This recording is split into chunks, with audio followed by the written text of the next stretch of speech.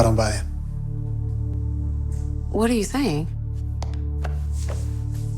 How can you not see that he's faking it? This whole amnesia BS is an act, okay? He's playing you. Look at him. He looks pathetic.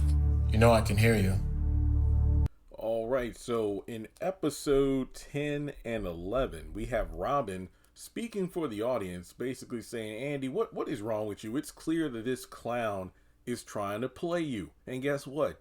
You got the front row seats to the circus. And that brings about, Gary's quote-unquote memory loss, selective memory, amnesia, or whatever, is bringing about some interesting questions, because prior to Gary waking up earlier in the season, we were met with the possible situation where Andy is still in love with Gary.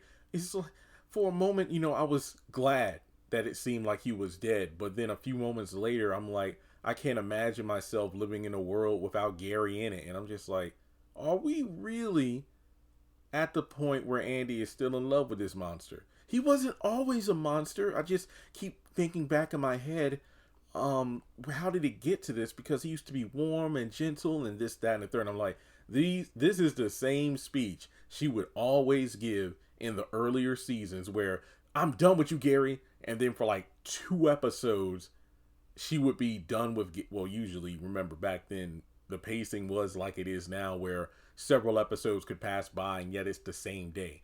But she would, be hanging with the girls and whatnot, and everything is cool. But then Gary would do something, I don't know, send a singing telegram, or, just randomly pop up in the parking garage of her job or something and ask her to go to dinner. It's like, look, I've changed. And then she'll talk to, let's say, Karen about, it's like, actually, Gary and I'm thinking about giving him another chance. And it's just like, well, he's not all that. I'm just like, here we go. So when it comes to him with this memory thing, does he really have selective, does he have damaged memory, or is he faking? And is it so obvious that he's faking that Andy is just going along with it because she still loves him? Which, honestly, I think is a fair question. Robin's motivation is questionable, because is what he's saying true? Because it's obvious the man is playing you. But is he only saying this because he has feelings for Andy? And it's like, are you really still in love with this dude after everything he's done to you? Which brings about the question of Robin. You see how Robin is turning into Aaron at this point. It's like, look, you see the woman that you want to be with is clearly still in love with the guy who treated them wrong for so long.